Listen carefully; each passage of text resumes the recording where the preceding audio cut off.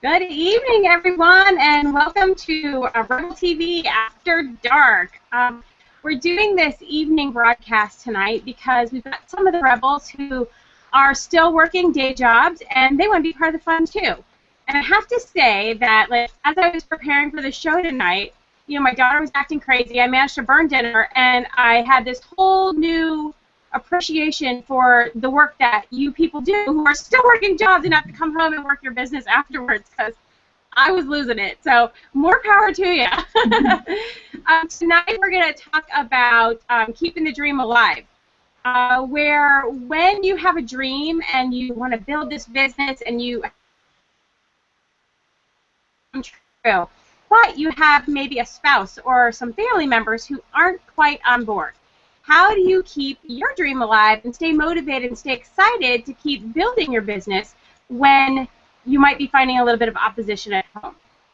Now, I think this is like a perfect topic for me because I have like the ultimate reluctant spouse. I've been working from home for 7 or 8 years now, and there was one point in time where, gosh, I remember it was yesterday. We were in the kitchen, standing in front of the sink, and he had a construction business that wasn't doing well, and my online business wasn't doing anything. And he looked at me and he said, "Jackie, you're going to have to go get a job." And like, I completely freaked out and decided right then and there that I was going to do whatever it took to make this work. And so that's when my business kind of took off, and I've done some different things, and like my business has evolved since that day.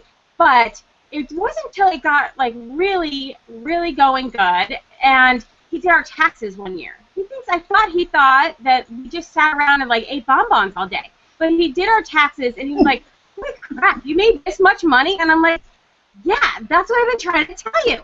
So then, like, there hasn't been any more snide comments since then, but it's not like he, gives me like real support and encourages me. He just kind of stays out of my way, which is fine with me, and that's kind of works for our family.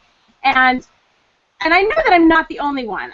Our guests tonight are Rhonda and Joe Hines, and they have this amazing story of how a reluctant spouse kind of came around. So I'm going to let them tell their story, and we'll see what they have to say. Thanks, Jackie. And of course, yeah, I can relate to that. We both can. And oh my gosh, this subject could be a mini series, couldn't it? So, but we'll try to keep it short for for our time tonight. Well, like many, I'm sure the story is that I've tried several businesses over the years. A big dream to free my husband. He's in the construction also. So that's what he does. So I've tried over the years, maybe 5 or 6 years, to grow a business, a multi-level marketing business, and really no success. I was never able to quit my job from it. And I never felt like, although he stayed out of my way, like you said your husband did, I never really felt like I had the support. And, so you get that idea, well, you know what, I'll show him, I'll make all this money, and when he can quit his job, then he'll be on board. But, in hindsight, when you think about that, you're treating it like your spouse is the opposition, and that's never good. It's like, okay, he's over here and I'm over here, and it's like it's this opposing team that I'm fighting against. I'm gonna prove my point, and really not having support. So it really backfires on what it is that you're trying to accomplish. Even if you have some success in it, I feel like it will limit you on how far you can go in that success. So you might have some success and make some money, but it'll keep you that energy. And I'm a person, any weird people on here may say, oh, she's about energy and all of that. But I feel like the energies battling each other will keep you from going to that next point that you're trying to accomplish in your business. And in our case, I want both of us to free both of us from our jobs, not just myself. I want to free him from his job as well. He works hard. I mean, construction, how it is. We're not getting any younger. And then I found, then of course, I was about to throw in the towel. I was looking for a way to grow my business online when I came across the business that we're in now to work 100% online. And still, I was like, oh, I'm going to use this to leverage the company I'm in right now. And then the more I learned about how many people was doing this from home, I was like, well, why would I want to do all these parties? And it's taking up more time. I already work 50 or 60 hours a week, and trying to do parties too, that backfires as well, because I only have much time I can go to hotel meetings, or so much time I can do a party, or trying to still run a household, because I'm still a mom, I'm still a wife, so it's still some other motherly duties that need to be done. And so, long story short, I just wasn't successful in those businesses. And really, I felt, and what your mind believes is true. Even if he was supporting me, I still, in my mind, felt like I wasn't getting the support that I wanted. So that was, creating some anxiety and things like that. And not only the workplace, but in our relationship as well. We went on every day like everything was okay, but really there was some anxiety in the relationship that I didn't know about, that he can, share with you on that. But I'll let you go ahead from there, I guess. We only got 20 minutes. Yeah, you know that. Yeah, being the reluctant spouse is like, I got to the point where, hey, it's easier for two to make it work than it is for one. And when I say that is, and I've said it before, is my support for her was okay. So I got a new business. Okay. I need some money for this. Okay. I never questioned. I never, griped about it. It was just, that was my way of showing support for her. Not really realizing that she needed more than just not like permission to do what she wanted to do, but she needed like somebody to just sit there and hammer out an idea or two, or critique her on something.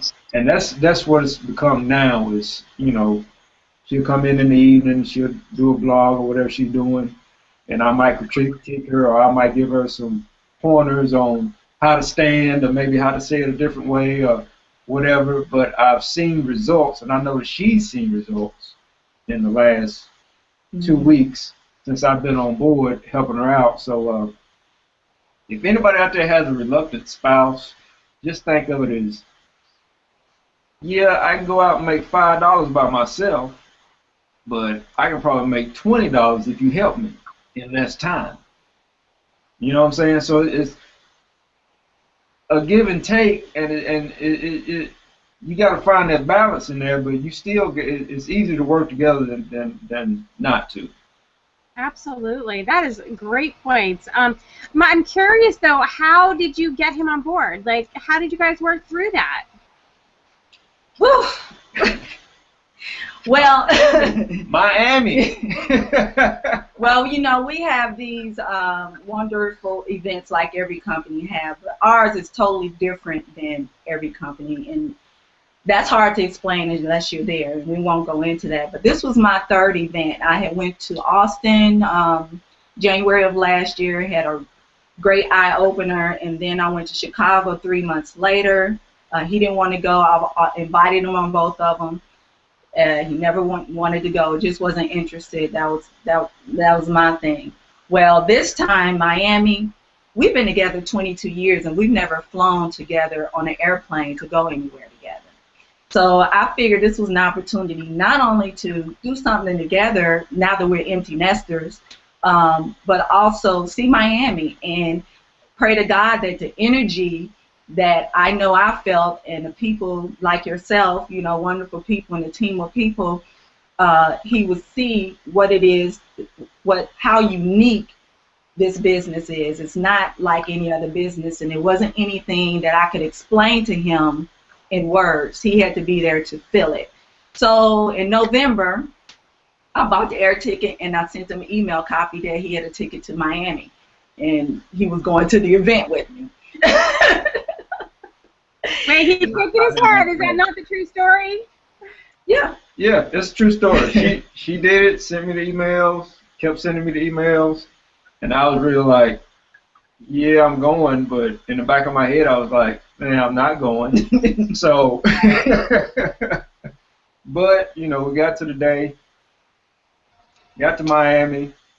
The weather was beautiful. That was part of it, because it was 17 when we left, and it was 80 when we got there. So that helped out a lot, but it also, I found out that the company was more than just a business opportunity. I found out that it spoke to you mentally, spiritually, and physically. And the workshops we went to and all the events, it was more inspiring than it was just talking about a business. Right. And then from that point, I ended up really finding out what the business was. And it was like, and what you could do with the business as far as the potential in it. So that's what got me on board. It was more or less, it spoke to me right here instead of in my wallet. So and for a reluctant spouse, let me tell you that when you're talking about what you're doing, all they're hearing is, how is this going to affect my wallet? Am I giving you money out of my wallet, or is it putting money in my wallet? And if you're not successful, guess what? All they're seeing are dollar bills coming out of their wallet, or dollars coming out of their household, or taken away from whatever vision that they may have for that money. So once you get your spouse on board saying, hey, we got a vision, we're going to create this vision, and we're going to bring money into your wallet, into this household where we can live a certain lifestyle or whatever we want to do, then that is when you're going to get the connection, and bam, you're on your way. Now, Jackie, my intention was not for him to become on board with the business. It was just to be on board with me, because he has his own dreams. And I felt like getting to this event, I felt like he didn't know what his dream was, because all we did, and I felt like going to this event, whatever his dream was, that he could figure it out once he got to this event, because like he said, we don't talk about the business. It's more about, and he mentioned this on another video, you figuring out what it is in your life, your purpose, what you want, and how to go after it. And that's all I wanted for him there, because I felt like that what was going on between us was like, I knew what I wanted, but he didn't know what he wanted, so that was my purpose of really getting him there. Well, it wasn't that I didn't know what I wanted. It was that you knew what you wanted. I knew what I wanted. Different things. But they didn't, it wasn't the same vision. Yeah. So now it's like, I know what her vision is, and I know what my vision is, so we can help each other get to that. Now we got the same focus point, instead of I'm out here and she's over here, and if we cross up, we cross, but when we cross, we just waving at each other, and then we keep going about our business, doing separate things. So that's what it is. He started his own blog now, so.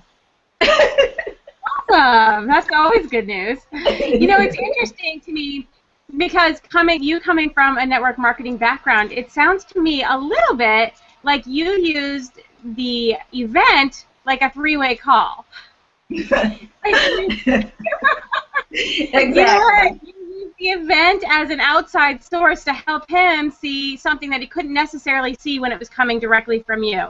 And our events are made at that. And I'm feeling, as you guys are talking, I'm going, oh my gosh, like, I really never even invited my spouse to come to the event. He dropped me off at one time, and I'm like, see you later, alligator. If you don't pick me up in 3 days, I'll be here. That was in Austin. Yes, it was in Austin. You're right. Yes. And, now I'm thinking, geez, maybe he ought to be coming to New Orleans with me. Yeah. Well, we'll be in New Orleans, so he'll be there to meet him. Oh, fantastic. And the thing about it is, we did some sightseeing. So it wasn't just about going to the event and being there 3 days nonstop all day. It was, okay, let's hop on the bus and do some touring. Let's go walk. Let's go have dinner. Let's go do this. So it's turned out to be a nice little vacation. Yeah, I had to Mixed put into something in there because I didn't want him to feel like it was all about the event. So we got there a day before it started, and we spent that day sightseeing, and we stayed a day later, and we went on a tour and stuff. So I didn't want him to feel like I'm just here for this event. I had even told him, well, you know, you can go sightsee or whatever while I'm in there at the event if you want, and we can go out to dinner later. But on the other side, I was like, oh, I hope he goes into these workshops with me, you know. And what got him, he said the kickoff the night before with Dave Sharp, the new member orientation. It was like Dave said what I was hoping he would say. And he said, whatever it is that you need, you'll get it. It may not be about the business, but you'll find it here. And that's what spoke to him, and that's what I was hoping. So, you know, but the first night, he didn't stay. He stayed. No, that was the second night. Yeah, but the kickoff night, he didn't stay in there. And I was like, oh, it's going to be a long weekend. It was about an hour, and I left. I'm like, hey, you know, I'll be at the bar if you need me. So. I was like, we got 2 more days. It's going to be a long week. And I need to focus. So how have things changed between you guys since you've been home? What's that? How have things changed between you since you've been home? Like, how is your business and your relationship? How has that changed now? It's better. It's better. It's not great. You know, it's not like it was at one time. I mean, you know, this will be 23 years of marriage for us. So you got your lows and your highs. So right now we're coming out of this valley, going back up to a peak. But it's better than it was, a whole lot better. So and I do know that the event was something that really helped us get to this point. So. Yeah, we in no way are perfect, you know, but the thing is, we being open, you know, to receive whatever it is we have to say. Like if he had not been open at the event to, okay, well, Dave said this, I'm gonna be open to see if I do get anything. Had he not been open to that, then he wouldn't have gotten anything from the event. And it's the same thing in any marriage. You have to be open to. You know, receive what it is out of, because you know what's being said between each other is out of love, regardless of how it's said. And and don't assume you understand what that person is saying. You know, clarify it and say things back the way you hear it, because when you say it back, they may say, well, is that how it sounded? That wasn't how I meant it. You know, so just clarify it, and that's something we have to continue to work on, even in all this time. Those are some great tips, though, because it is amazing how men and women speak, like, English, but completely different languages. So making sure, like, what you're saying is what they're hearing is such a great tip. Definitely something we can work on in this house, too. Yeah. Well, we are coming up on our 20 minutes, so this just went by so quickly. I could sit and chat with you guys forever. But I want to thank everyone for joining us on our first episode of Rebels After Dark. We are an amazing team of entrepreneurs who are building the most successful team of entrepreneurs in the history of online marketing, and you are welcome to join us. You were invited to this broadcast by a rebel, so find your rebel and ask them what you do next to come and hang out with us, get to know us, and maybe even join us. We will see you tomorrow afternoon at 3 p.m. Eastern on Rebel TV. Have an awesome night, and we'll see you later. Bye.